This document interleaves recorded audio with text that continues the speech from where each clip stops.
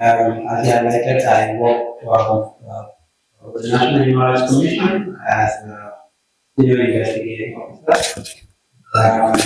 Regarding the topic, this I think state of transitional justice, basically.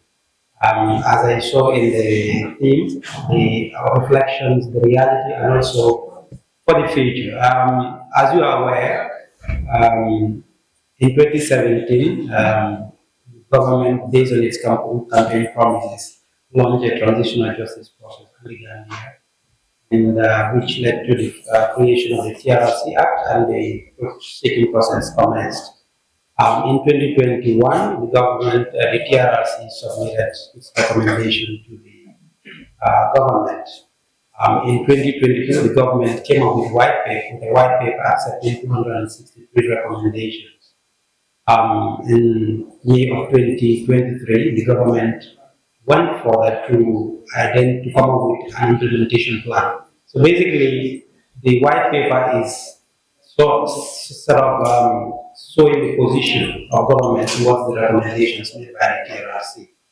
So in the implementation plan is basically government using the white paper as a programmatic document, reducing it into 304 activities.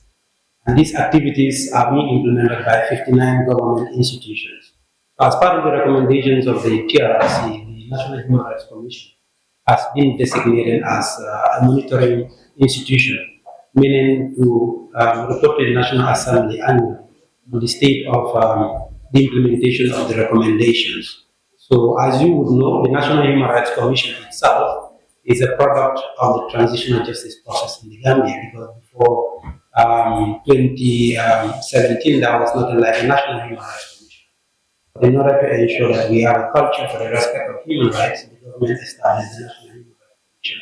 And in order for its mandate, the National Human Rights Commission stands as the natural body to ensure it reports to the National Assembly on the status of implementation, because the recommendations of the Truth Commission basically are human rights issues.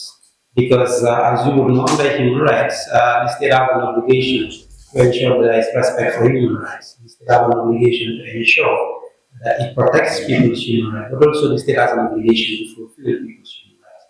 So when we talk about TRRC recommendations and transition, admittedly we are saying that there are human rights violations. So based on its mandate under the government white paper and also in the implementation plan, the National Human Rights Commission itself has some assigned activities. From 2022 to 2020 to now, we've been reporting. So this year we've reported, we've issued our third report, which is on the state of implementation of the recommendations of the TRRC. So out of 304 activities, from the 265 recommendations, so each of the recommendations have been designated, divided into activities. The monitoring report identified that 60 of these activities out of 304 have been implemented by government.